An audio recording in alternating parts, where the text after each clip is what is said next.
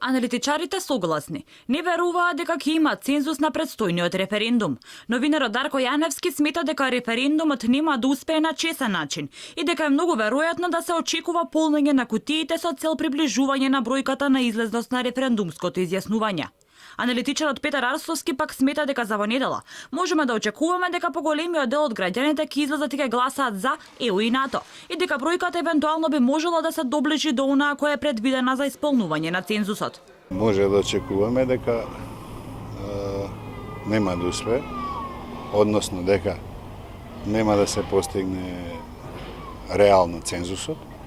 Од друга страна може да очекуваме дека власта ќе се обиде да со уфрлање на ливчиња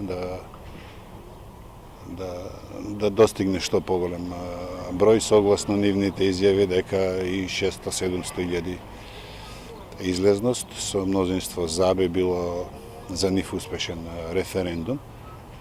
Мислам дека тоа што може да го очекуваме како резултат е дека без оглед на техничкиот исход на референдумот, дека македонското општество ќе одлучи со големо мнозинство за ЕУ и НАТО.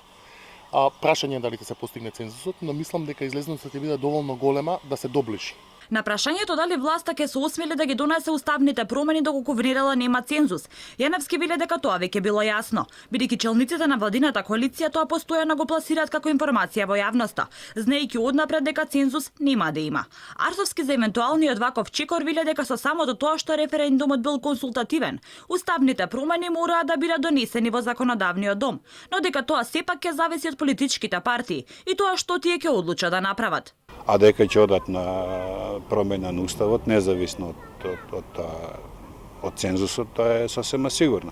Значи, они ќе излезат во недела вечер, ќе прогласат успешен референдум, сеедно на бројките и потоа ќе влезат во собрание со амандманите кои што до сега ги кријат како змија нозете. На крајот тоа зависи од бројките. Ако бројките се блиску до цензусот и ако големото мнозинство од оние кои гласале за, например 3-1, 4-1 и така натаму, тоа ќе биде силен политички притисок кон власта и кон опозицијата за ратификација на договорот. Потоа ќе биде на секој од партиите да одлучи што се исплати најмногу во смисла на политичка стратегија и што е најдобро за државата. Според правниците, успешен референдум значи одзив поголем од 50% од запишаните во избирачкиот список. Се друго, особено непостигнување на цензусот, според уставот, но и според укажувањата на Венецијанската комисија, едноставно значи неуспешен референдум.